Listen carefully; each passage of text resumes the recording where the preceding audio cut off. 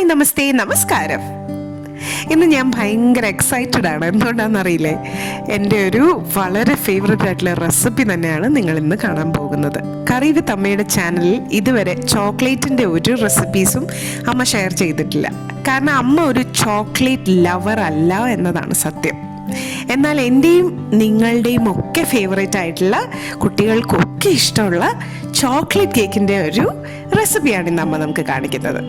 ഗോതമ്പ് പൊടിയിൽ തയ്യാറാക്കുന്ന മുട്ടയും മൈദയും ബട്ടറും ബീറ്ററും അവനും ഒന്നുമില്ലാതെ തയ്യാറാക്കുന്ന ഒരു soft fluffy and moist cake. ഇത് ഞാൻ വെറുതെ പറയല്ല. ഞാൻ ആ കേക്ക് കഴിച്ചപ്പം ശരിക്കും ഞാൻ വിചാരിച്ചു ഇനി ഒരിക്കലും ഞാനൊരു ചോക്ലേറ്റ് കേക്ക് മൈദ കൊണ്ടുണ്ടാക്കില്ല. എനിക്ക് അത്രയ്ക്ക് ഇഷ്ടപ്പെട്ടു ഈ ഒരു ചോക്ലേറ്റ് കേക്ക്. ചാനൽ സബ്സ്ക്രൈബ് ചെയ്യാത്തവർ ഇപ്പോൾ തന്നെ സബ്സ്ക്രൈബ് ബട്ടൺ ക്ലിക്ക് ചെയ്യുക, ബെൽ ഐക്കൺ കൂടി ക്ലിക്ക് ചെയ്യുക. നമ്മളുടെ എല്ലാ വീഡിയോസും നിങ്ങൾ കണ്ടു നോക്കുക. റെസിപ്പീസ് ഇഷ്ടമായാൽ ഇപ്പോൾ തന്നെ ലൈക്ക്, കമൻറ്റ് ആൻഡ് ഷെയർ. ആദ്യം തന്നെ അതിൻ്റെ ഡ്രൈ ഇൻഗ്രീഡിയൻസ് നമുക്കൊന്ന് തയ്യാറാക്കിയെടുക്കാം. അതിനായിട്ട് 240 ml കപ്പിൽ 1 കപ്പ് ഗോതമ്പ് പൊടി എടുത്തിട്ടുണ്ട്. നല്ല പ്യുവറായിട്ടുള്ള ആട്ട അത് സീവിലേക്ക് ചേർത്ത് കൊടുക്കാം. ഒരു 3 ടേബിൾ സ്പൂൺ കൊക്കോ പൗഡറാണ്, അത് ഹെർഷീസിൻ്റെ കൊക്കോ പൗഡറാണ് ഞാൻ എടുത്തിട്ടുള്ളത് കേട്ടോ. ഒരു നുള്ള ഉപ്പും കൂടി ചേർക്കാം. 1/2 ടീസ്പൂൺ ബേക്കിംഗ് സോഡ കൂടി ചേർത്ത് കൊടുക്കാം. എല്ലാം കൂടി നന്നായിട്ട് സീവ് ചെയ്തെടുക്കാം. ഇനി ആ വിസ്ക് കൊണ്ട് നന്നായിട്ടൊന്നങ്ങ് മിക്സ് ആക്കി എടുക്കാം. ഇനി നമുക്കിത് മാറ്റി വെക്കാം. ഇനി നമുക്ക് വെറ്റ് ഇൻഗ്രീഡിയൻസ് ഒക്കെ ഒന്ന് തയ്യാറാക്കിയെടുക്കാം. അതിനായിട്ട് വേറൊരു ബൗളിലേക്ക് അതേ കപ്പിൽ തന്നെ 1/4 കപ്പ് പഞ്ചസാര പൊടിച്ചത് ചേർക്കാം. 1 കപ്പ് നല്ല തണുത്ത ഐസ് കോൾഡ് വാട്ടർ കൂടി ചേർത്ത് കൊടുക്കാം. നന്നായി വിസ്ക് ചെയ്തെടുക്കാം. ഇനി പഞ്ചസാരയൊക്കെ അലിഞ്ഞു വന്നു കഴിഞ്ഞാൽ അതിലോട്ട് 1/4 കപ്പ് വെജിറ്റബിൾ ഓയിൽ ചേർത്ത് കൊടുക്കാം. വീണ്ടും നന്നായിട്ട് മിക്സ് ആക്കി എടുക്കാം. ഇനി അതിലോട്ട് 1 ടീസ്പൂൺ വാനില എസൻസ് കൂടി ചേർക്കാം. കൂടാതെ ഒരു 3 ടീസ്പൂൺ ആപ്പിൾ സൈഡർ വിനീഗർ അതും കൂടി ചേർത്ത് കൊടുക്കാം. ഇനി എല്ലാം കൂടി നന്നായി മിക്സ് ആക്കി എടുക്കാം. ഇനി നമ്മുടെ ഈ ഡ്രൈ ഇൻഗ്രീഡിയൻസിലേക്ക് നമ്മുടെ വെറ്റ് ഇൻഗ്രീഡിയൻസ് കൂടി ഒന്ന് ചേർത്ത് കൊടുക്കാം. നന്നായിട്ട് തന്നെ അങ്ങ് മിക്സ് ആക്കി എടുക്കാം.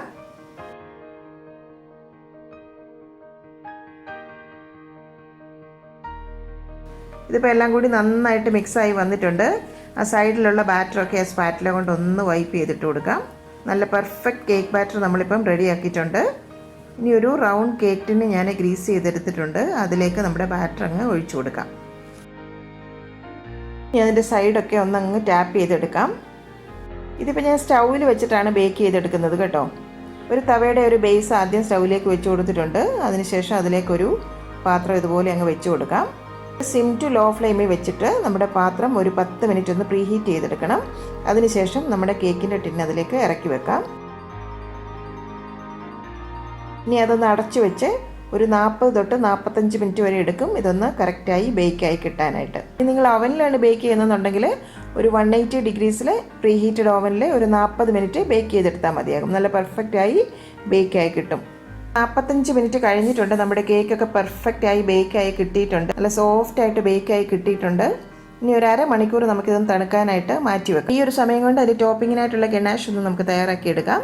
ഒരു പാനിലേക്ക് 2 ടേബിൾ സ്പൂൺ വെജിറ്റബിൾ ഓയിൽ ഒന്ന് ചേർത്ത് കൊടുക്കാം. എണ്ണ ചൂടായി വന്നാൽ അതിലോട്ട് ഒരു 1/4 കപ്പ് പഞ്ചസാര ചേർത്ത് കൊടുക്കാം. പൊടിക്കണമെന്നില്ല, അതുപോലെ ചേർത്താൽ മതി. ഇതിൽ കിടന്നിട്ട് അത് മെൽറ്റായി വരുമല്ലോ. പഞ്ചസാര നന്നായിട്ട് മെൽറ്റായിട്ട് വന്നിട്ടുണ്ട്. ഇനി അതിലോട്ട് 1/2 കപ്പ് നല്ല കട്ടിയായിട്ടുള്ള തേങ്ങാപ്പാലാണ് ചേർത്ത് കൊടുക്കുന്നത്. ഇനി ഫ്ലെയിം ഒന്ന് ലോയിലേക്കാക്കി വെക്കണം. ഷുഗറൊക്കെ വീണ്ടും ഒന്നും കൂടി മെൽറ്റായി വരണം. പഞ്ചസാരയൊക്കെ വീണ്ടും അങ്ങ് മെൽറ്റായി വന്നിട്ടുണ്ട്. ഇനി അതിലോട്ട് ഒരു 1/4 കപ്പ് കൊക്കോ പൗഡറാണ് ചേർത്ത് കൊടുക്കുന്നത്.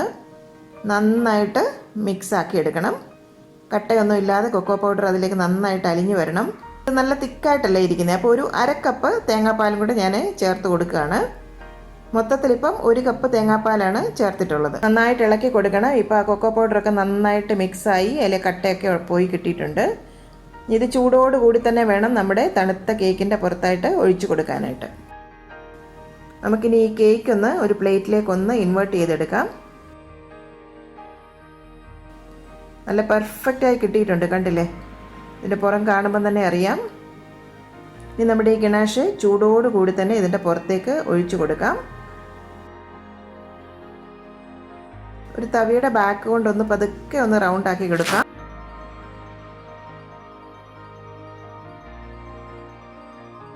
ആ ഗണേഷൊക്കെ അതിൻ്റെ സൈഡിൽ കൂടെ ഒലിച്ചിറങ്ങി നല്ല ഭംഗിയുണ്ട് കാണാൻ അല്ലേ.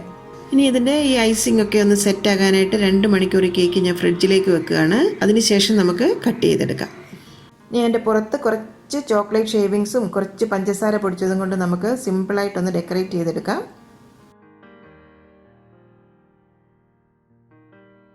അപ്പോൾ നല്ല ഭംഗിയായില്ലേ കാണാൻ. നമ്മൾ സിമ്പിളായിട്ടൊരു ഡെക്കറേഷനാണ് ഞാൻ ചെയ്തത്. കേക്ക് ഒന്ന് 2ആയിട്ട് കട്ട് ചെയ്ത് ഒന്ന് ലെയർ ചെയ്തിട്ടുണ്ട്. ഇടയ്ക്കൊന്ന് ഗണേഷ് സ്പ്രെഡ് ചെയ്ത് കൊടുത്തിട്ടുണ്ട്. ഒരു പീസ് ഞാനൊന്ന് മുറിച്ച് കാണിച്ചു തരാം. മോയിസ്റ്റും അത്രയും സോഫ്റ്റുമായിട്ടുള്ള ഒരു കേക്കാണിത് കേട്ടോ. കുട്ടികൾക്കും അതുപോലെ ചോക്ലേറ്റ് കേക്ക് ഇഷ്ടപ്പെടുന്ന മുതിർന്നവർക്കും നല്ലൊരു ട്രീറ്റ് ആയിരിക്കും ഇത്. കണ്ടില്ലേ, മൈദയിൽ നല്ലൊരു ടെക്സ്ചറാണ് ഗോതമ്പ് കൊണ്ട് ഉണ്ടാക്കിയപ്പം. മുട്ടയും നമ്മൾ ചേർത്തിട്ടില്ല, നമ്മൾ അവനും ഉപയോഗിച്ചിട്ടില്ല. എല്ലാവർക്കും ഇത് വീട്ടിൽ തയ്യാറാക്കി നോക്കാവുന്ന ഒരു കേക്കാണ്. കുട്ടികൾക്കൊക്കെ വളരെയധികം ഇഷ്ടപ്പെടും. അപ്പോൾ നമ്മളെ വീട്ടിലുള്ള ഇൻഗ്രീഡിയൻസ് മാത്രം മതി, കൊക്കോ പൗഡർ മാത്രം നമ്മൾ മേടിച്ചാൽ മതി. അപ്പോൾ നിങ്ങളിതൊന്ന് ട്രൈ ചെയ്ത് നോക്കണം. അത്ര നല്ല ടെക്സ്ചറും അത്രയും സോഫ്റ്റ് ഒരു കേക്കുമാണിത്.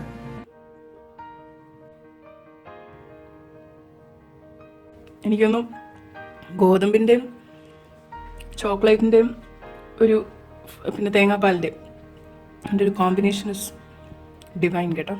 Amma, can I try? Yeah, of course.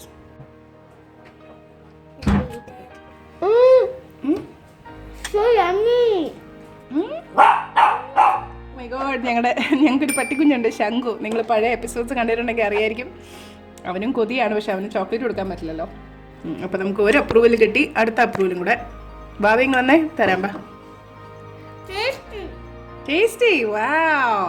Very soft and tasty. Wow. Super soft, yummy.